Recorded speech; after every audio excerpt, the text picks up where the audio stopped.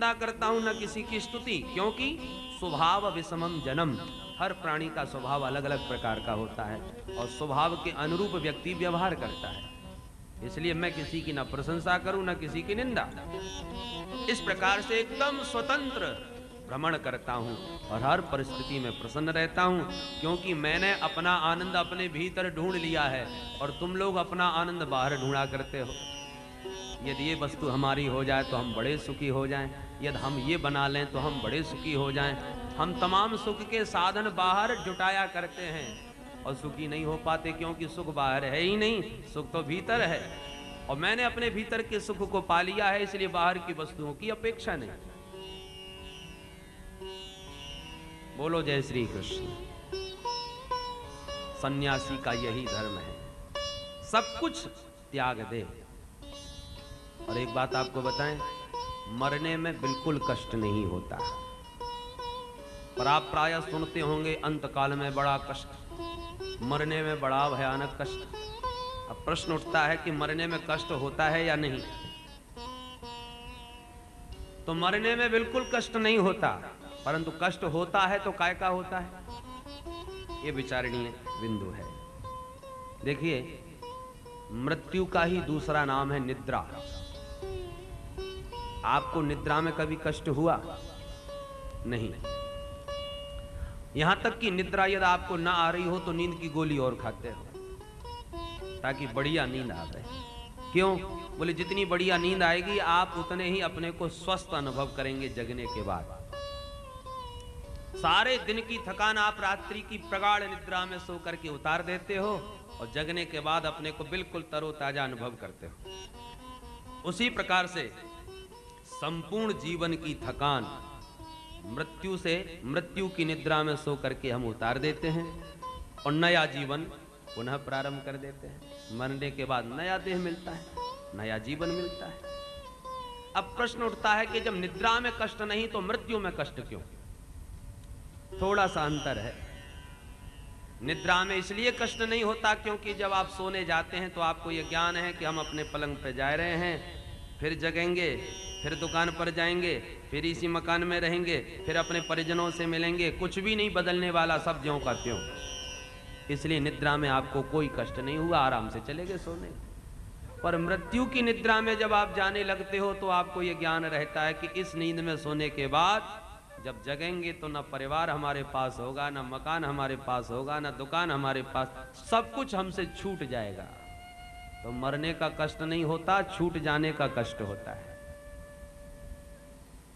और जो पहले ही इसको छोड़ बैठते हैं, जिसको छोड़ना पड़े उसको पहले ही आप छोड़ बैठे तो फिर मरने में कोई कष्ट नहीं, फिर तो मृत्यु मंगलमयी बन जाती है। बोलो जय श्री कृष्ण। इसलिए हमारे शास्त्रों ने सन्यास धर्म चौथे चरण में बतलाया। आप किसी को 1 लाख रुपया दान कर दें तो आपको बड़ा आनंद अनुभव होगा, हमने दान दिया। और डकैत आकर के मारपीट के जबरदस्ती ले जाएं तो आपको महाकष्ट होगा। अपनी इच्छा से देने में कोई कष्ट नहीं, जबरदस्ती कोई छीन ले तो कष्ट होता ही है। तो हमारे संत कहते हैं कि ये संसार के साधन तुमने जितने जुटाए हैं छोड़ने तो तुम्हें पड़ेंगे। इसलिए चौथे चरण में जाते जाते जब लगे कि अब थकान उतारने का समय है, सोने का समय आ रहा है निकट, पहले ही छोड़ दो। मन से, तन से छोड़ने मात्र से ही काम नहीं चलेगा। जब सच्चे मन से सबको छोड़ के मन से विरक्त हो जाओगे तो फिर मृत्यु की निद्रा में आपको कोई कष्ट नहीं, क्योंकि आप पहले ही सब छोड़ चुके हो। और यम के दूत जबरदस्ती आपसे सब छोड़ा करके आपको पकड़ के ले जाएं तो आपको निश्चित रूप से कष्ट होगा, बहुत ज्यादा कष्ट होगा। बड़े बड़े संत विरक्त जीते जी बड़े आनंद के साथ ब्रह्मरंध्र से देह त्याग करके चले जाते हैं। कोई बहुत से महात्मा जीवित समाधि ले लेते हैं, उनको कष्ट क्यों नहीं होता मरने का? क्योंकि वो पहले ही सब छोड़े बैठे हैं, उन्हें कुछ छोड़ना ही नहीं है। जिनको छोड़ना पड़ता है कष्ट उन्हीं को होता है। बोलो जय श्री कृष्ण। इसलिए जीवन के अंतिम क्षणों में धीरे धीरे छोड़ने का अभ्यास करके सन्यास धर्म आश्रय ले तो जीवन की सार्थकता हो। बोल वृंदावन बिहारी लाल की। इसके साथ ही भागवत का सप्तम स्कंद संपन्न, जिसमें प्रहलाद चरित्र और धर्म पंचाध्यायी का निरूपण किया गया। आइए अष्टम स्कंद प्रारंभ करते हैं। पहले सब मिल करके एक बार हरि नाम स्मरण करें और हर परिस्थिति में प्रसन्न रहने का प्रयास करें। जिस देश में, जिस भेष में, परिवेश में रहो, राधा रमण राधा रमण राधा रमण कहो। जिस देश में, जिस भेष में, परिवेश में रहो, राधा रमण राधा रमण राधा रमण कहो। राधा रमण राधा रमण राधा रमण कहो। राधा रमण राधा रमण राधा रमण कहो। जिस संग में, जिस ढंग में, जिस रंग में रहो,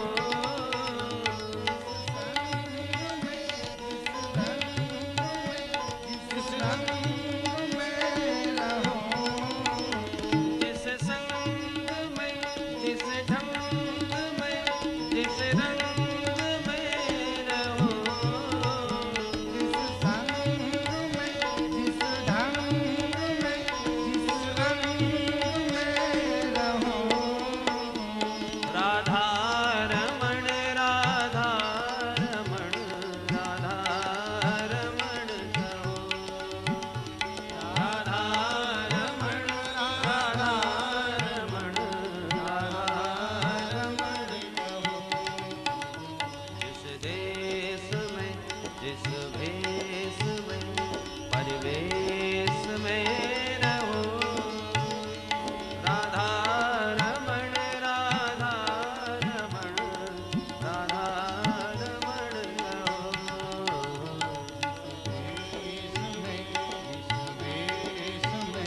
परिवेश में रहो, राधा रमण राधा रमण राधा रमण कहो। जिस भोग में, जिस योग में, जिस रोग में रहो, जिस भोग में, जिस योग में, जिस रोग में रहो, जिस भोग में, जिस योग में, जिस रोग में रहो,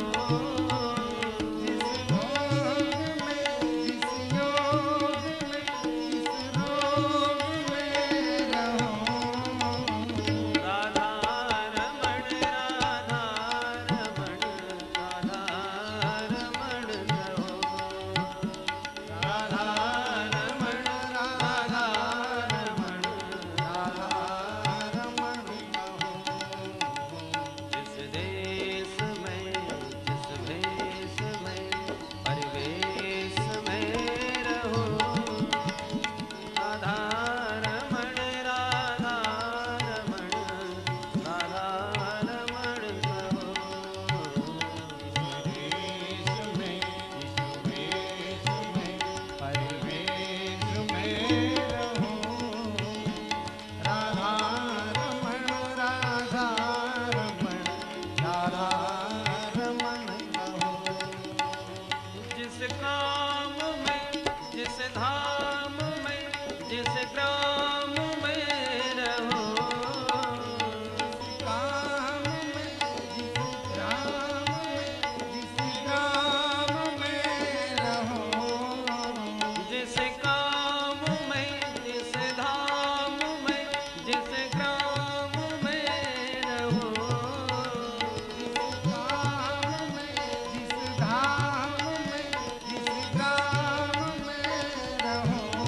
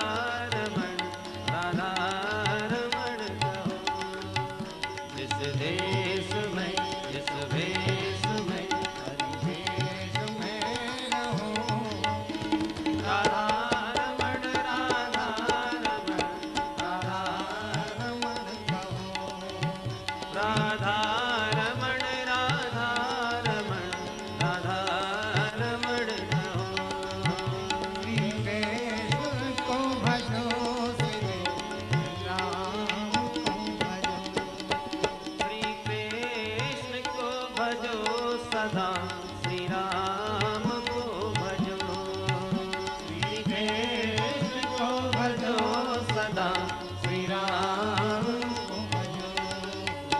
राधा रमण राधा रमण, राधा रमण कहो, राधा रमण राधा रमण, राधा रमण कहो, राधा रमण राधा रमण, राधा रमण कहो, राधा रमण राधा रमण, राधा रमण कहो।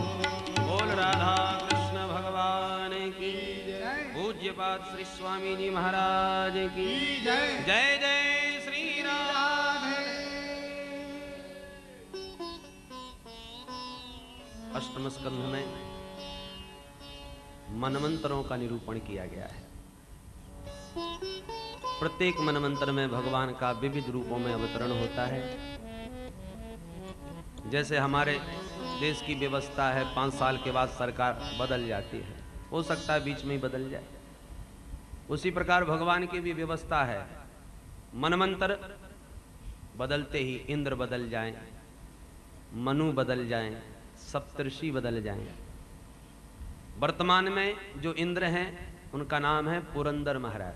सची और पुरंदर, इंद्र और इंद्राणी है, और ये 7वां मनमंत्र है। ब्रह्मा जी का एक दिन, ब्रह्मा जी के एक दिन में 14 मनमंत्र होते हैं, और एक मनमंत्र की चर्चा आपने अभी सुनी। ब्रह्मा जी का एक दिन कितना बड़ा होगा? 4 युग की आयु, कलयुग की आयु है 4,32,000 वर्ष की, द्वापर की इससे दुगनी 8,64,000 वर्ष, त्रेता की इससे तिगुनी, सतयुग की चौगुनी, और चारों युगों की आयु यदि जोड़ी जाए तो 43,20,000 वर्ष हुए। हम मानवों के 43,20,000 वर्ष जब बीतते हैं तब एक चतुर्युगी माने चारों युगों का चक्कर लग जाता है, और चारों युग जब 1-1 हजार बार बीत जाएं तब 1,000 चतुर्युगी का ब्रह्मा जी का एक दिन होता है। और इतनी ही बड़ी उनकी रात, और इतने बड़े दिन रात के हिसाब से 100 वर्ष की आयु। फिर भी काल की गति देखो कि ब्रह्मा जी के 50 साल बीत गए, और वर्तमान में कलयुग है 28वें नंबर का, 28वां कलयुग है, और 28वें कलयुग के अभी केवल 5100 वर्ष बीते हैं। कलयुग के कलिप प्रथम चरण है, ये पहला ही चरण है। तो इस प्रकार से ये काल गति है। और 14 मनमंत्र ब्रह्मा जी के एक दिन में होते हैं, ये 7वां मनमंत्र है। प्रत्येक मनमंत्र में प्रभु के विविध अवतार। एक बार भगवान ने हरि अवतार लेकर के ग्राह से गजेंद्र का उद्धार किया। कैसे महाराज? बोले आसीत गिरिवरो राजन त्रिकूट इति विश्रुतः क्षीरोदेनावृतः श्रीमान् योजनायुतमुच्छ्रितः। एक त्रिकूट नाम का पर्वत 10,000 योजन विस्तार का, बड़ा विशाल उपवन, उसमें रहता है हाथियों का सरदार गजेंद्र। इतना बलशाली कि बड़े बड़े सिंह भी भयभीत होकर भागते हैं इससे। ग्रीष्म काल में धूप से पीड़ित हथनियों के झुंड को लिए सरोवर में पानी पीने पहुंचा, प्यास बुझाई और जल क्रीड़ा प्रारंभ कर दी। पानी गंदा हो गया, मगर क्रुद्ध हुआ, उसने पैर पकड़ लिया। पहले तो हाथी ने ध्यान नहीं दिया, ये मेरा क्या बिगाड़ पाएगा, देहाभिमान में डूबा, पर पूरा बल प्रयोग करने पर भी नहीं बचा सका। तब घबराया, हथनियों की ओर देखने लगा, देवियों तुम ही मेरी कुछ सहायता करो। तो हथनियों ने भी महाराज सूंड में सूंड बांध करके अपने स्वामी को पूरी ताकत लगा के पूरे बल से खींचा, पर नहीं खींच पाई। मगर खिंचा चला आता है, पर अगले क्षण खींच के फिर भीतर ले जाता है। भयंकर युद्ध बहुत समय तक चला। हथनियों को लगा ये नहीं बच पाएंगे, उद्यम व्यर्थ है, तो एक एक करके सब वन की ओर लौटने लगी। हाथी चिल्लाया, देवियों इस संकट में मुझे अकेला छोड़ के कहां जा रही हो? हथनियाँ बोली तुम्हें तो मरना ही मरना है, तुम्हारे पीछे पूरा परिवार थोड़ी मर जाएगा। कब से हमने प्रयास किया, आप नहीं बचते तो हम क्या करें, हमको भी तो पेट भरना है। सब छोड़ के चली गई, हाथी को वैराग्य हो गया। लो, कल तक हम मानते थे इतना बड़ा परिवार, मैं स्वयं इतना बलशाली, पर आज कोई काम नहीं आया। बलाभिमान देहाभिमान सारा चकनाचूर हो गया। प्रीतम जान लियो मन माही, अपने सुख से ही जग बांध्यो, कोहू काहू को नाही। सुख में आन सबई मिल बैठत रहत, चहु दिस घेरे, विपत पड़ी सब ही संग छाणत, कोहू न आवत नेरे। नानक जी का वचन। तो आज हाथी को सचमुच वैराग्य हो गया। निर्बल के बलराम, जब तक अपना बल रहता है भगवान तटस्थ होकर सब देखते हैं। हम रक्षा तो करें पर तुम हमसे रक्षा की गुहार तो करो। रक्षा अपेक्षा मपेक्षते। जब सबसे हताशा हुई तब इसने हरि को पुकारा। ओम नमो भगवते तस्मै यत एतच्चिदात्मकम् पुरुषाय दिवीजाय परेशाय धीमहि। जो इस सारे जगत का एकमात्र कारण है, उस प्रभु को मैं बारंबार प्रणाम करता हूं। अब वो कारण है कौन? नाम किसी का नहीं। एवं गजेंद्र मुपवर्णित निर्विशेषम, किसी देवता का नाम नहीं लेता और स्तुति करता है।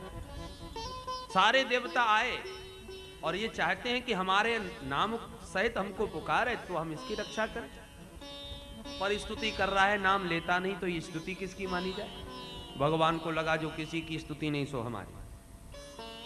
और भगवान तो तुरंत गरुड़ारूढ़ होकर के दौड़ पड़े, और जब गोविंद को अपनी रक्षा में आते हुए देख लिया तब इसने एक कमल दल तोड़ के कमलाकांत के चरणों में चढ़ाते हुए अंतिम शब्द में प्रणाम करते हुए नाम लिया। सोन्ता सरुशुर बलेन गृहीत आर्तो, दृष्ट्वा गरुत्मति हरिं खउपात चक्रम, उत्क्षिप्य साम्बुज करम गिरिमाह कृच्छ्राम, नारायणाखिल गुरु गुणो भगवन नमस्ते। अब नारायण को नाम लेते हुए नमन करके कमल दल समर्पित किया। प्रभु ने देखा अरे ये तो बिल्कुल डूबा जा रहा है, तो भगवान ने गरुड़ की गति को भी मंद जाना, गरुड़ को भी त्याग करके मारी छलांग और सूंड पकड़ के खींच लिया, तो मगर भी खिंचा चला आया। तम वीक्ष पीडित मज सहसावतीर्य, सग्राह मासु सरस कृपयोज्जहार, ग्राहात विपाटित मुखात अरिणा गजेंद्रम। भगवान ने तुरंत अरिणा चक्रेण, अपने सुदर्शन चक्र के द्वारा, ग्राहात विपाटित मुखात, भगवान ने सुदर्शन चक्र से उस हाथी का, उस ग्राह का मुख फाड़ दिया। जिस मुख से पकड़ रखा था हाथी का पैर, जैसे अपने सुदर्शन चक्र से उसका मुंह फाड़ा तो पैर छूट गया, हाथी मुक्त हो गया, और कुछ ही क्षणों के बाद दोनों का देह छूट गया और दो दिव्य महापुरुष प्रकट हुए जो प्रणाम करके चले गए। परीक्षित ने कहा महाराज कौन थे ये दोनों? सुखदेव जी कहते हैं ये जो मगर है तो पूर्व जन्म का हुहू नाम का गंधर्व था। गंधर्वों में कई गंधर्व विदूषक का काम करते हैं, सबका मनोरंजन, हास्य परिहास करना, इनके नाम ही है हा हा हु हु। तो ये हुहू नाम का गंधर्व एक बार स्नान करने आया तो एक देवल नाम के ऋषि पानी में खड़े खड़े प्रभु का भजन कर रहे थे। इसको परिहास सूझा, पानी में डुबकी लगाई और धीरे से पानी के भीतर महात्मा जी का पैर पकड़ लिया। महाराज घबरा गए, चिल्ला के भागे बचाओ बचाओ। जब डर के भागे तो ये बाहर निकल के हंसने लगा, कहो महाराज जी डर गए? महाराज जी को क्रोध आ गया, मूर्ख कहीं के हमसे परिहास करता है, जा मेरा शाप है तू मगर ही बन जा। चरणों में गिर के रोने लगा, महाराज मैंने कोई बुरा काम तो नहीं किया, आपके चरण ही पकड़े। अरे संतों के चरणों को पकड़ने से कल्याण होता है, आपने मगर बना दिया। महात्मा प्रसन्न हो गया, अच्छा ठीक है ऐसी पैर पकड़ते रहना, कल्याण भी हो जाएगा। हाथी का पैर पकड़ा आज तो इसका कल्याण भी हुआ। हाथी कौन था? बोले इंद्रद्युम्न नाम का राजा था, बैठ के भजन कर रहा था। अगस्त मुनि आए, उनको देखकर न प्रणाम किया, न खड़ा हुआ, न आदर किया। महात्मा क्रुद्ध हो गए, यथा गज स्तब्धमति स एव, अभिमानी बना बैठा है, मेरा शाप है, जा तू हाथी बन जा। जब रोया तो बाबा ने कृपा करी, अच्छा जाओ हाथी तो बनोगे परंतु तुझे संस्कार बने रहेंगे।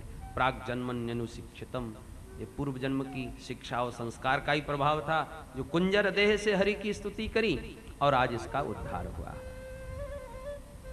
महात्माओं ने किसी को भी साप दिया हो, भागवत में सापा सापी की बातें बहुत हैं, पर जिस संत ने साप दिया है, जिसको साप मिला है उसे भगवान भी अवश्य मिले। संभवतः कोई ऐसी घटना हो जिसको संत ने साप दिया और भगवान न मिले, तो संत का साप यदि भगवान से मिला दे तो हानि क्या है? चाहे मगर बने, चाहे हाथी, सर्प बने या वृक्ष, जो भी संत के साप से बना उसे भगवान अवश्य मिले। तो संत के कोप में भी कृपा ही छुपी रहती है, ऐसा भक्तों का विश्वास है। सुखदेव जी कहते हैं, राजन इस प्रकार से भगवान ने ग्राह से गजेंद्र का उद्धार किया। जो इस कथा को प्रेम से सुनते हैं या गजेंद्र स्तुति का पाठ करते हैं, उन्हें कभी दुस्वप्न नहीं होते। भयानक डरावने यदि स्वप्न होते हो तो इस गजेंद्र स्तुति का पाठ करने से दुस्वप्न समाप्त होते हैं, परम पद की प्राप्ति होती है। इस प्रकार से गजेंद्र मोक्ष की कथा की। एक बार तो भगवान ने एक ही मनमंत्र में एक साथ अनेक अवतार लेते हुए देवताओं का कार्य सिद्ध किया। कैसे महाराज? बोले एक बार दुर्वासा मुनि दिव्य पुष्पमाला धारण किए आ रहे थे, सामने से देवराज इंद्र की सवारी आ रही, हाथी पर बैठे इंद्र आ रहे थे, देवता सब जय जयकार कर रहे थे। इंद्र ने जब दुर्वासा जी को प्रणाम किया तो महात्मा ने आशीर्वाद के रूप में अपने कंठ की दिव्य माला इंद्र को पहना दी, आशीर्वाद के रूप में। इंद्र को अच्छा नहीं लगा, क्योंकि अभिमान में भरे थे, हम भी कोई साधारण व्यक्तित्व नहीं है, देवताओं के भी राजा हैं, और महाराज जी ने पहनी पहनाई माला हमको पहना दी। तो अहंकार ग्रसित इंद्र ने संत प्रसादी के महत्व को समझे बिना गले से माला उतार के हाथी के माथे पर रख दी। हाथी ने लेकर सूंड से माला उतारी और पैरों में लेके कुचल डाल दी। दुर्वासा मुनि ने अचानक पीछे मुड़ के जब ये दृश्य देखा, अरे राम राम, हमने कितने स्नेह से आदर अपने आशीर्वाद की माला इस मूर्ख को पहनाई और इसने अनादर किया मेरी माला का, शाप दे दिया, जाओ तुम श्रीहीन हो जाओगे। यदा दुर्वासस्सापासेन्द्रालोकास्त्रयो नृप निःश्रीकाश्चाभवस्तत्र मे सुहृद्यादयः प्रियाः। इंद्र को शाप लगा श्रीहीन होने का, और उधर शुक्राचार्य जी को पता चला। दानवों से बोले बहुत बढ़िया अवसर है, कर दो आक्रमण। सब असुरों ने आक्रमण किया और देवताओं का स्वर्ग छीन लिया। पराजित देवता बेचारे ब्रह्मा जी की शरण में आए। ब्रह्मा जी सबको लेकर के भगवान हरि की शरण में गए। सबने निवेदन किया, प्रार्थना करी, पदच्युत होने का कारण बतलाया। तो भगवान बोले सुनो भाई, तुम्हारी श्री समुद्र में चली गई, अब पुनः पद पाना चाहते हो तो समुद्र का मंथन करना पड़ेगा। कैसे महाराज? भगवान बोले तुम अकेले तो मंथन कर नहीं सकोगे, तुम्हें दानवों का सहयोग भी लेना पड़ेगा। देवता बोले दानव हमारा सहयोग करेंगे भला? कैसे सहयोग मांगे महाराज? भगवान ने एक दृष्टांत दे के समझाया। अरयोपि हि संधेया सति कार्यार्थ गौरवे अहिमूसकवद्देवा यर्थस्य पदविंगतैः। देवताओं सुनो, एक काठ की पिटारी में वस्त्र रखे हुए थे। इतने में चूहा आकर के घुस गया, वस्त्र काटने लगा। इतने में कहीं से घूमता सर्प आया, वो चूहे की गंध पा करके वो भी पिटारी में घुस गया। इतने में किसी की दृष्टि पड़ी, उसने पिटारी बंद करके ताला मार दिया। अब सर्प चूहा दोनों कैद। सर्प ने चूहे को देखा तो जीभ लपलपाने लगा, भूखा था, और चूहे ने सर्प को देखा तो थर-थर कांपने लगा। सर्प ने मन ही मन विचार किया कि चूहा का आहार तो कर लूंगा, पर पिटारी में पड़ा पड़ा मैं भी तो मर लूंगा। कुछ ऐसा किया जाए जो भुक्ति मुक्ति दोनों मिल जाए, भोजन भी मिले और इस पिटारी से छुटकारा भी मिले। और तुरंत उसने विवेक से काम लिया और सर्प चूहा को देख करके एकदम मुस्कुराता हुआ बोला, मामा जी राम राम। चूहा बड़े चक्कर में पड़ गया, मैं इसका मामा कब से बन गया। डरता हुआ बोला, भैया ये रिश्तेदारी कैसे निकाली? सर्प ने कहा नहीं मालूम? अरे हम सर्पों ने मीटिंग की है और उसमें फैसला लिया है कि आज के बाद चूहों को बिल्कुल नहीं मारना। क्यों? बोले भाई हम लोगों की जनसंख्या बढ़ती जा रही है, रहने को मकान मिलते नहीं, और आप ही लोग हो जो पहने पहने दांतों से बढ़िया बढ़िया बिल खोदते हो, और बिल जब दिखते हैं तो हम रहने लग जाते हैं। हमारी सामर्थ्य कहाँ जो बिल बना सके, इसलिए आज के बाद तुम भी बिल में रहो, हम तुम्हारे साथ ही निर्वाह करेंगे। तुम चूहों को कभी ना मारेंगे, आज से तुम हमारे मामा।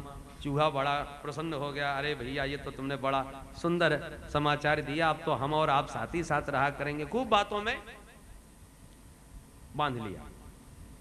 सर्प बोला मामा जी आपके दांतों का बहुत चमत्कार सुना है, आज दिखाओ ना कुछ चमत्कार। बोले अभी लो, क्या दिखाओगे? बोले देखो इस पिटारी में कितनी जल्दी हम छिद्र करके दिखाएं। चूहे ने पहने पहने दांतों से छिद्र किया, सर्प उस छिद्र से बाहर निकला। मामा जी चमत्कार कर दिया आपने। और जैसे ही मामा जी बाहर निकले सुगपति से मुंह में धर लिए। अरे क्या करते हो? बोले जब तक पिटारी में छिद्र नहीं था तभी तक के मामा जी थे आप।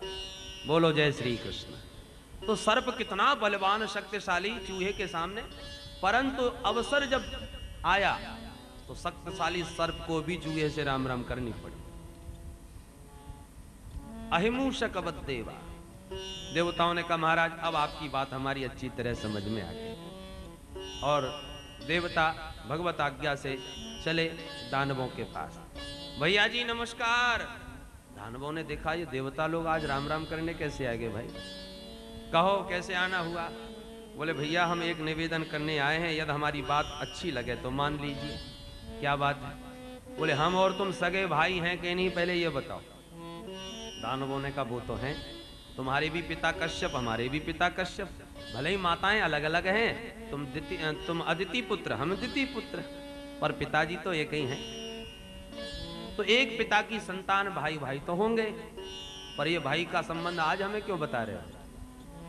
देवताओं ने कहा हम वो कहना चाहते हैं कि सगे भाई हो करके भी हम लोग आपस में लड़ते हैं मरते हैं, ये बात बिल्कुल ठीक नहीं। दानवों ने कहा वो ठीक हो या नहीं, पर हमारी तुम्हारी कभी पटरी बैठ नहीं सकती। देवताओं ने कहा कोई बात नहीं, भाइयों में झगड़े भी होते ही रहते हैं, पर कम से कम एक दूसरे की हत्या तो न करें। बोले वो कैसे? बोले वो ऐसे कि हम दोनों भैया मिलकर समुद्र मंथन करेंगे, उससे निकलेगा अमृत, अमृत पीकर सब भाई अमर हो जाएंगे, फिर रोज डंडा बजने दो, लड़ने मरने वाला कोई नहीं। दानवों को लगा हो ये बात तो बहुत अच्छी लगी, भाई बात पसंद आई, ठीक है हम भी तैयार हैं, चलो समुद्र मंथन करते हैं। सब असुरों को तैयार करके देवता मिलके चल पड़े समुद्र मंथनार्थ। जैसे ही पहुंचे सागर तक, बोले मंथन होगा कैसे? बोले पहले चलो मंदराचल पर्वत को लाते हैं। गए मंदराचल पर्वत को उठा के चल पड़े। न गणेश जी का पूजन न भगवान का स्मरण, कुछ भी नहीं। गणेश जी भी हो गए नाराज, हाँ हम पिलाएंगे तुम्हें अमृत। विघ्नेश्वर भगवान ने डाल दिए विघ्न। जैसी पहाड़ लेके चले कि धड़ाम दी से पहाड़ गिर गया हाथ से छूटकर, अनेक देवता और असुर खंडित हो गए। दानव बोले भैया पी लिया अमृत, अमृत के दर्शन भी नहीं हुए, हाथ पैर वैसे टूट गए। तब देवताओं ने भगवान का स्मरण किया, प्रभु बात बिगड़ रही है, आप ही बनाओ। जब तक विघ्न ना आवे तब तक भगवान भी याद नहीं आते। भगवान तुरंत प्रकट होके बोले देवताओं मत घबराओ, इस पर्वत को हम लेकर के जा रहे हैं। और गिरिम चारोप्य गरुड़े हस्ते नेके न लीलया, एक भुजा से भगवान ने पर्वत उठा करके गरुड़ पर रखा और सागर तट पर लाके स्थापित किया। भगवान बोले देखो पर्वत हम ले आए, अब रस्सी का प्रबंध आप लोग करो। तो सब मिलकर के वासुकी नाग के पास गए रस्सी का काम लेने को। भैया जी नमस्कार। वासुकी बोले आओ आओ, कैसे आना हुआ? बोले महाराज हम एक बहुत बड़ा कार्य कर रहे हैं, आपका भी सहयोग चाहिए। क्या? बोले समुद्र मंथन करना चाहते हैं, आप केवल थोड़ी सी रस्सी का काम कर दीजिए हमारे लिए। दानव श्री वासुकी नाग बोले हम ही तुम्हें फालतू नजर आते हैं, रस्सी का काम हम करें और अमृत आप लोग पियो, दुर्गति हमारी हो गई। सब एक स्वर में देवता असुर बोले नहीं नहीं महाराज, अमृत में आपका पहला हिस्सा होगा। वासुकी नाग बोले तो हिस्से की बात पहले बताना चाहिए ना। ते नागराज मंत्र फल भागे न वासुकी। वासुकी नाग भी राजी हो गए और जैसे वासुकी को लेकर के आए, वासुकी नाग लिपट गए विशाल पर्वत से। प्रभु ने सोचा जिसने नागराज का मुंह पकड़ लिया उसकी हो गई विडंबना, पूंछ वाले फायदे में रहेंगे। तो भगवान जानबूझ के बोले, जानते थे कि दानवों की उल्टी बुद्धि है, तो बोले देखो भाई देवताओं, आप लोग स्वाध्याय श्रुत संपन्न हैं, इसलिए भाई सर्प का अग्रभाग तो आप लोग पकड़ोगे और दानवों से कहा जाओ तुम पीछे लग जाओ। दानवों ने कहा वाह, हम कोई नीच खानदान के हैं, किस मामले में कमजोर हैं जो हम पीछे लगे। न गृहणीमो वयम पुच्छम अहे अंगम अमंगलम, इस सर्प का अमंगल भाग पिछला भाग नहीं पकड़ने वाले हम लोग, हम लगेंगे तो आगे लगेंगे। भगवान बोले ठीक है भैया, तुम ही बड़े बन जाओ। सो अहंकार में तने दानवों ने पकड़ा मुंह, देवता लग गए पूंछ की और पर्वत को उठा के ज्यों ही रखा समुद्र में, वो तो डूबता ही चला गया बिना आधार के। उस विघ्न को दूर करने के लिए भगवान ने तत्क्षण कृत्वा वपुः काच्छपम् अद्भुतम् महत् प्रविश्यतोऽयं गिरिमुज्जहार, विशाल कछुए का रूप बनाया, पर्वत को पृष्ठ पर भाग पर रख करके उठा दिया। बोल कच्छप भगवान की। अब समुद्र मंथन प्रारंभ हुआ। जैसे ही वासुकी नाग के द्वारा मंथन किया, कच्छप भगवान की पीठ में भी बड़ी जोर से खुजली मच रही थी। सो पर्वत के जब रगड़े लगे तो सारी खुजली मिट गई और धीरे धीरे नींद भी आने लगी। नींद में श्वास तेज हो जाती है, तो कच्छप भगवान की श्वास वायु इतनी तेज हो गई कि समुद्र में तरंगों का आवागमन प्रारंभ हो गया श्वास प्रहार से, जो आज तक तरंगें शांत नहीं हो पा रही। पृष्ठे भ्राम्यत मंद मंदर गिरि ग्रावाग्र कंडू, या ना भगवान की जो कंडू खुजली है वो मिट गई और समुद्र में तरंगें उठी। नाद्यापि विश्राम्यति, आज तक विश्राम नहीं ले रही वो तरंगें। सुखदेव जी कहते हैं परीक्षित, समुद्र मंथन होते वासुकी नाग की मुख से जो भयंकर उष्ण अग्नि निकली, उस उष्ण श्वास से दानवों का शरीर जलने लगा, सब काले पड़ते चले गए और उसकी फुसकार का देवताओं पर कोई प्रभाव नहीं। अब दानव पछताए और बन लो बड़े बाप के बेटा, दुर्गति हो रही है। कुछ ही क्षणों में देखा कि समुद्र से कालकूट विष प्रकट किया, विषाग्नि से सब जलचर तड़पने लगे, छटपटाने लगे। देवता असुर घबरा गए, हे भगवान ये तो कालकूट जहर है, अब क्या करें। भगवान बोले न घबराओ, अमृत तत्व को पाने के लिए थोड़ा सा विघ्नों का भी सामना करना पड़ता है। ये सारा विष इकट्ठा करो, सब एकत्रित करके विष को लेकर भगवान भूतनाथ भोले बाबा की शरण में देव देव महादेव भूतात्मन भूत भावन त्राहिना शरणापन्ना त्रैलोक्य दहनात् विषात्। हे देवादिदेव महादेव भूत भावन भोलेनाथ, त्राहि हमारी रक्षा कीजिए। त्रैलोक्य को दहन करने वाला ये विष सबको भस्म कर देगा, भोलेनाथ आप रक्षा करो। बोले बाबा भवानी से बोले, देवी देखा तुमने, हमारे हाथ पैर जोड़ रहे हैं विष पान कराने के लिए, अब आप बताओ मुझे विष पीना चाहिए कि नहीं। अहो बत भवान ने तत् प्रजानाम पश्य वैससम क्षीरोद मथनोद्भूतात् कालकूटादुपस्थितम। ये कालकूट विश्व उपस्थित हुआ है हमें पिलाने के लिए, अब आप बताओ पीऊं या नहीं। आप मेरी अर्धांगिनी हो, परामर्श दो। अब भवानी बड़े धर्म संकट में पड़ गई, मैं अपने स्वामी से क्या कहूं। मैं जानती हूं यदि भोले बाबा ने विष नहीं पिया तो ये विष संसार को भस्म कर सकता है, और भोले बाबा ने पी लिया तो भोले बाबा का कुछ नहीं बिगाड़ने वाला, मैं उनके प्रभाव से परिचित हूं। इसलिए प्रभाव अज्ञान मोदक, प्रभाव से परिचित हैं, स्वामी की प्रतिभा को जानती हैं, इसलिए हाथ जोड़ के बोली महाराज वही करो जिसमें सबका कल्याण हो। भोले बाबा ने कहा इसका मतलब आप भी कह रही हैं कि हम जहर पी जाएं। भवानी बोली ये मैंने कब कहा जहर पी जाओ, मैं तो बस यही कहती हूं कि आप जगत पिता हो तो आपको वही करना चाहिए जिसमें सबका कल्याण हो। भोले बाबा ने कहा सीधा मतलब यह है कि जहर हम पी जाएं। ठीक है भाई लाओ। ततः करतलीकृत्य व्याप्तम हालाहलम विषम अभक्षयन् महादेव कृपया भूत भावन। भूत भावन भोलेनाथ ने अंजलि बांधी और जैसे विष पीना प्रारंभ किया, भोलेनाथ को स्मरण आया मेरे हृदय में मेरे प्रभु राघवेंद्र का निवास है, विष हृदय में गाय कहीं प्रभु को कष्ट न पहुंचे, वमन किया तो संसार भस्म न हो जाए, तो क्या करूं? राम नाम का आश्रय लिया। रा कहते ही मुंह खुल जाता है और मां कहते ही मुंह बंद हो जाता है। तो रा कह करके समस्त विष को मुख में डाला और मां कह के मुंह बंद कर लिया, और राम नाम के बीच में ही समस्त विष कंठ में अटका लिया, न बाहर निकाला न भीतर उतारा। कंठ पूरा नीला हो गया और नाम हो गया नीलकंठ। ओ नीलकंठ भगवान की जय।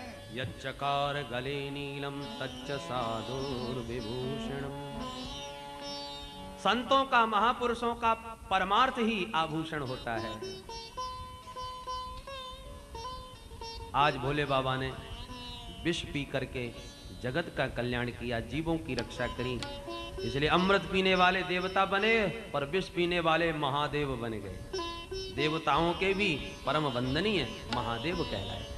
बड़ों का बड़प्पन उसी में सार्थक है जिसमें छोटों को संरक्षण प्राप्त हो। महादेव ने आज वही किया, विष पी करके समाज को सुरक्षा दी और जगत वंदनीय महादेव बने। नाम का प्रभाव भी जीवों को बतलाया कि नाम के प्रभाव से मारक तारक बन जाता है। नाम प्रभाव जान शिवनी को, नाम प्रभाव जान शिवनी को, कालकूट फल दीन अमी को, कालकूट फल दीन अमी को, नाम प्रभाव जान शिवनी को, नाम प्रभाव जान शिवनी को। जय जयकार बोलते होगे समस्त देवता असुर पुनः सागर मंथन हेतु चले, और अब की बार हविर्धानी ततो भवत। कामधेनु गाय प्रकट हुई जो ऋषियों को दान कर दी। परम शीतल चंद्रमा प्रकट हुए जो भोले बाबा के जटाओं के बीच विभूषित हुए। उच्चैश्रवा घोड़ा निकला जिसे बलि ने लिया। ऐरावत हाथी निकला जो इंद्र ने लिया। कौस्तुभ मणि निकली जो प्रभु के कंठ की शोभा बनी। पारिजात वृक्ष निकला जो स्वर्ग में स्थापित हुआ। रंबादिक अप्सराएं निकली, उन्हें भी स्वर्ग का आभूषण बनाया। अब की बार मंथन करते ही साक्षात भगवती महालक्ष्मी का प्रादुर्भाव हुआ। वो लक्ष्मी मैया की ततश्चाविर्भूः साक्षात् श्रीरमा भगवत्परा। रंजयन्ती दिशः कान्त्या विद्युत सौदामणि यथा। जैसे मेघ मंडलों के बीच में विद्युत प्रकाश प्रकट हो जाता है, ऐसे ही सागर के मध्य भगवती लक्ष्मी का प्रादुर्भाव हुआ, जिनके त्रिभुवन कमनीय दिव्य सौंदर्य को देख करके सभी मोहित हो उठे। भगवान को लगा कहीं झगड़ा ना हो जाए। जितने भी झगड़े हैं लक्ष्मी जी की वजह से ही होते हैं। भगवान बोले सब पंक्तिबद्ध बैठ जाओ, ये जिसके गले में चाहे माला डाल दे। एक पंक्ति में दानव, एक पंक्ति में देवता, एक पंक्ति में बड़े बड़े महात्मा। तो लक्ष्मी जी ने बरमाला लेके सबसे पहले महात्माओं की मंडली में प्रवेश किया। सबसे आगे महात्मा दुर्वासा मुनि। देख करके लक्ष्मी जी विचार करने लगी हैं तो बड़े तपस्वी, पर एक ही कमी है कि नाक पे गुस्सा धरी है। 1 मिनट में शाप दे दें। इन्होंने क्रोध को नहीं जीता है। नूनम तपो यस्य न मन्यु निर्जय। इस प्रकार से एक एक करके सब में कुछ न कुछ दोष देखती गईं। भोले बाबा को देखा, बोले हाँ स्वभाव के तो बड़े सीधे सच्चे भोले भाले हैं, पर यत्रो भयम कुत्र च सौप्य मंगल। भेष बड़ा भयानक है। नरमुंडों की माला, चिता की भस्म। प्रणाम करके आगे बढ़ गए। परंतु सबसे पृथक बैठे हैं भगवान नारायण। जब नारायण के सन्मुख बरमाला लेके गईं तो बड़ी देर तक खड़ी रहीं, बार बार निहारती रहीं, पर भगवान ने एक बार भी निगाह उठा के नहीं देखा। लक्ष्मी जी ने कहा है तो बड़े सुंदर स्वभाव के भी, स्वरूप के भी, परंतु एक ही कमी है कि और सब मुझे टुकुर टुकुर देख रहे हैं और इनके सामने घंटा भर से खड़ी हूं, देखते तक नहीं। सुमंगलः कश्चन कांक्षते ही माम। औरों की तरह इनके मन में मुझे पाने की कोई आकांक्षा दृष्टिगोचर नहीं होती, पर ये दूषण नहीं भूषण है, ये जान करके बरमाला नारायण के कंठ में ही डाल दी। वो लक्ष्मी नारायण भगवान की जय। लक्ष्मी का स्वभाव है, जो लक्ष्मी जी के पीछे भगे लक्ष्मी जी बात ही ना करें, और जो लक्ष्मी जी से बात ना करें लक्ष्मी जी उनके पीछे भगने लगे जाए। बड़े बड़े महात्मा परम विरक्त होकर के वन में पहुंच जाते हैं, लक्ष्मी जी पीछे पीछे वहां भी पहुंच जाते हैं। तो लक्ष्मी जी का जो वर्ण करना चाहते हैं लक्ष्मी जी उनसे दूर चले गए, और नारायण ने देखा तक नहीं तो नारायण को ही वर्ण किया लक्ष्मी जी ने। पुनः सागर मंथन प्रारंभ हुआ, तो अब की बार वारुणी देवी प्रकट भई। असुरों ने कहा महाराज अब कोई निर्णय नहीं, ये इन पर हमारा अधिकार होगा। भगवान बोले आपके योग्य हैं, पर स्वीकार करो। पुनः मंथन हुआ तो साक्षात भगवान धन्वंतरी अमृत कलश को लिए प्रकट हो गए। बोल धन्वंतरी भगवान की।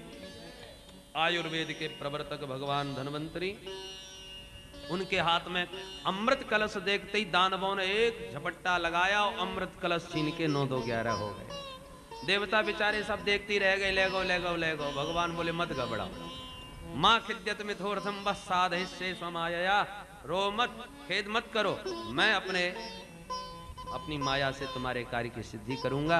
भगवान भी अंतर्धान हो गए, दानव लेके भागत हो गए, पर आपस में लड़ बैठे। अहम पूर्वम नत्वम नतमिति प्रभो, तू मैं होने लगी। वो मैं सबसे बड़ा हूं भाई, पहले अमृत मैं पीऊंगा। दूसरा कहता जिसकी लाठी उसकी भैंस, अरे बलवानों में तो सबसे बड़ा बलवान मैं हूं। कोई कहता है हम आयु में सबसे बड़े, कोई कहता है हम बुद्धि में सबसे बड़े। अब अमृत पहले किसको पिलाया जाए। भगवान ने इसका लाभ उठाया और दिव्य त्रिभुवन कमनीय मोहिनी का रूप प्रकट करके छम करते पहुंच गए। जो भगवान के पद नूपुरों का विन्यास श्रवण किया, अमृत पीने की बात ही भूल गए, और तुरंत सब दानव भगवान के दिव्य रूप को निहारने लगे। अहो रूपम अहो धामम अहो अस्यानवम वयः। भगवान के स्वरूप का गान करते असुर पीछे पीछे चल पड़े। कोई कहता है इनकी चाल देखो, कोई कहता है इनका हार देखो।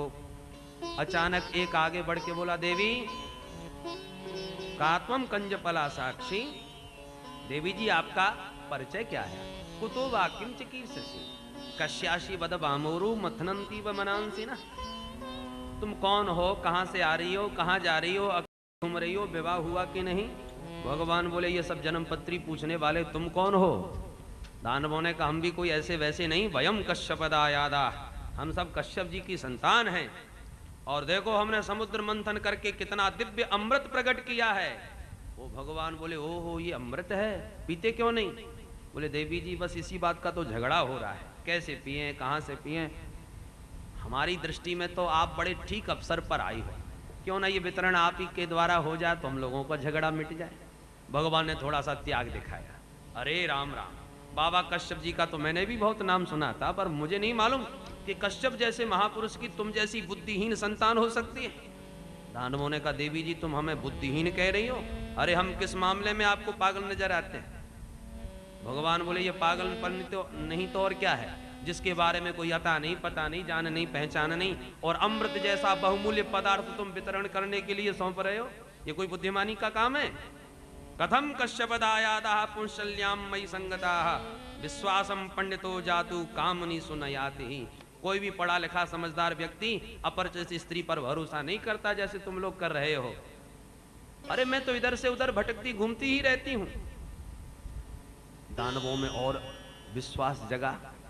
एक बोला भैया बहुत ऊंचे खानदान की मालूम पड़ती है, कोई कहता है बहुत पढ़ी लिखी होगी, कितनी बढ़िया इसने शास्त्रों की बात हमको समझाई।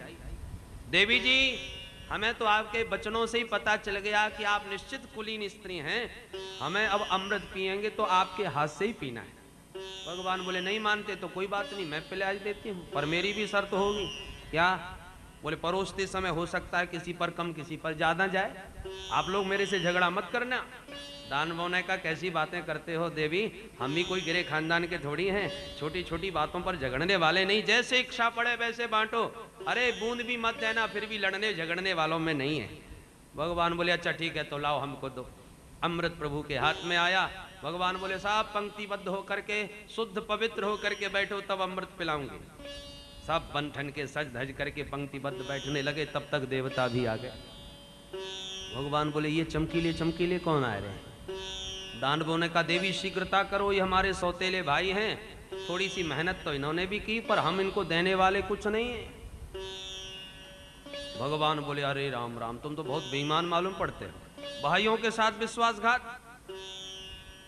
तो तुम क्या चाहती हो देवी?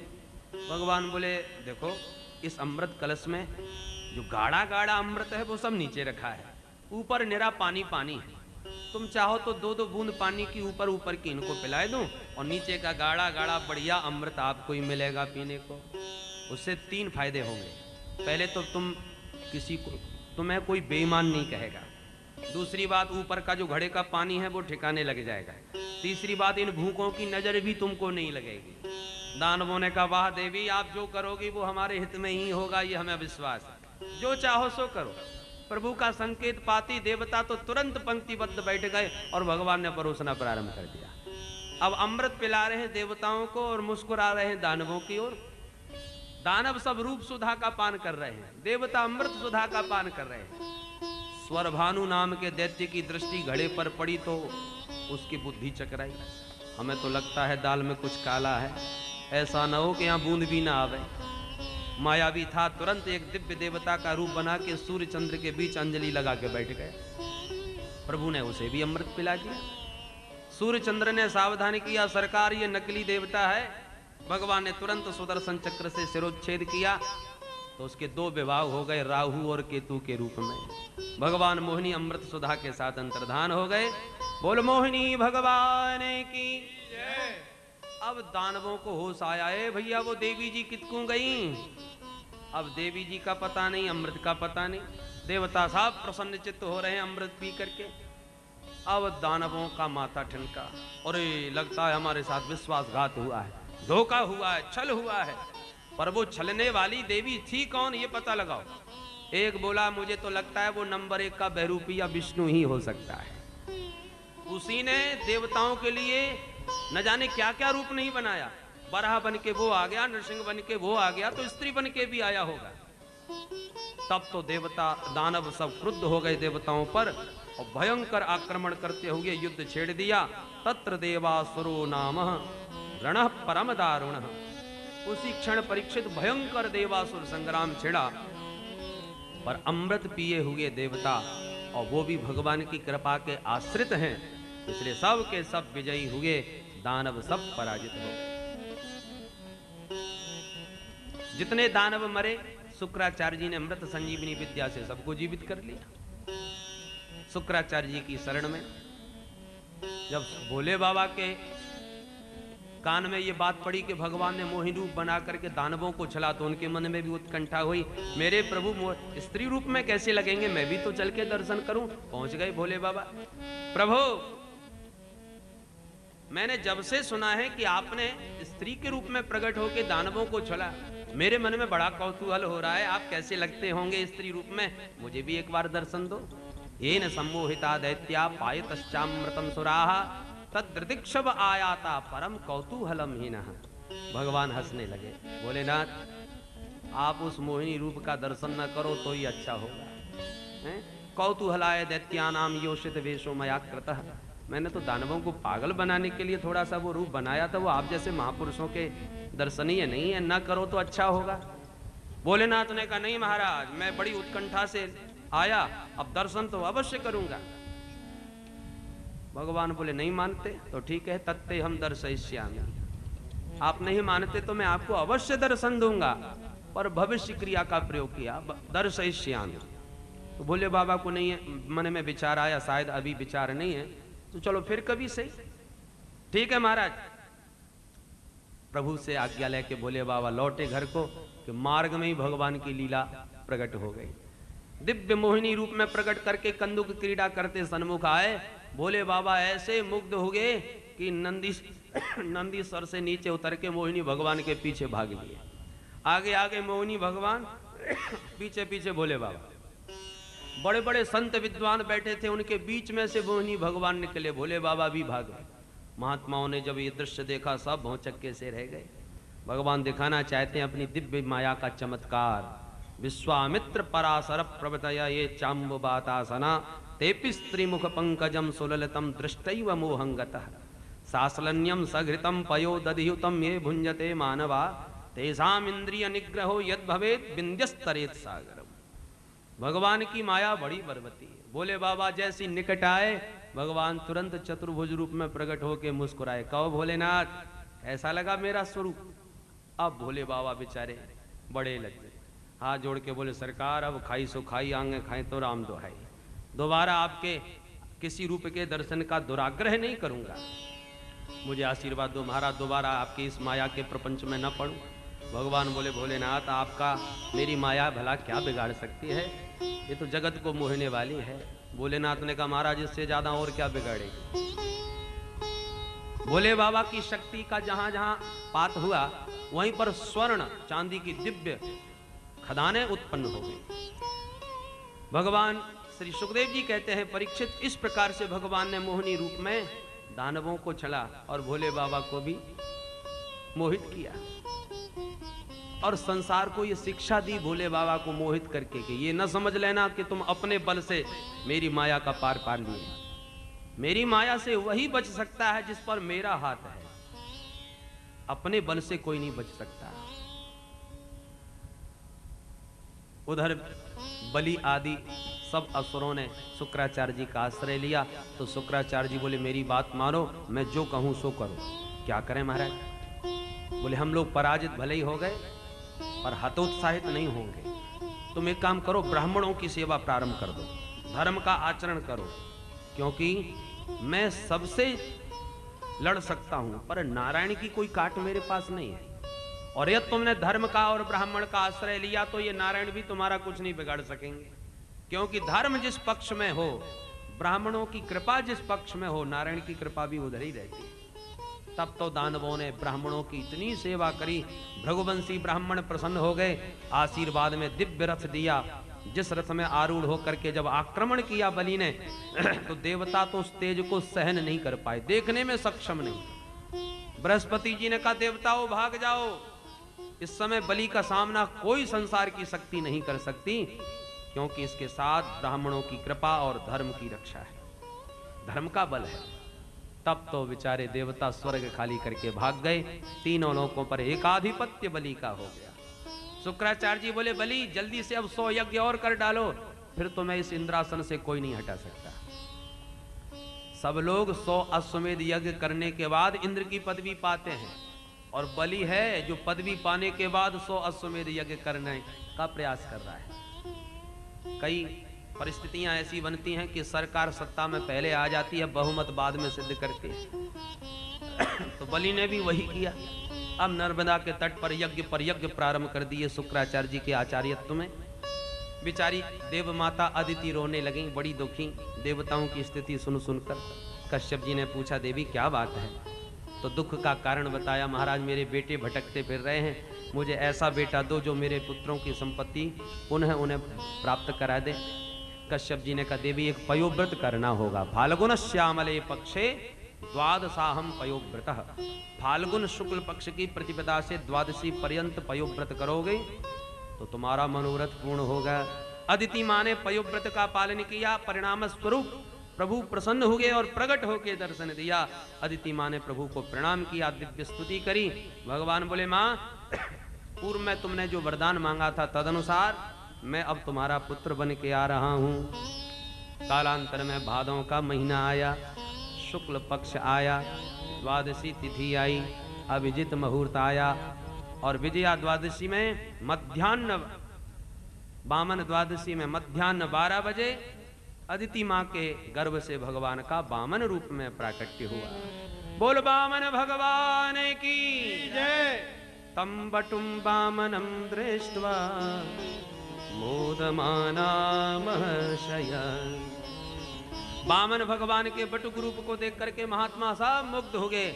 सबने मिलकर के धूमधाम से यज्ञोपवीत संस्कार संपन्न किया, द्विजाति संस्कार, उपनयन संस्कार।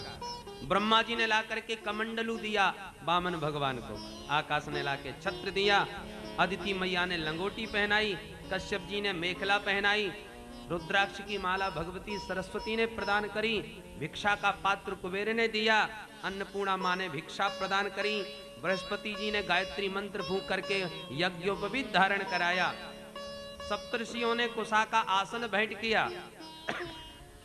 इस प्रकार से योग्यता अनुसार सब कुछ न कुछ वामन भगवान को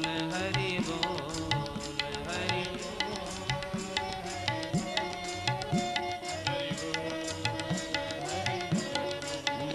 हरि बोल, हरि बोल, हरि बोल, हरि बोल, हरि बोल, हरि बोल, हरि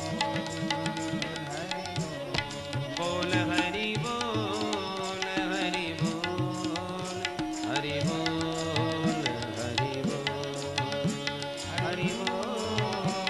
बोल, हरि बोल,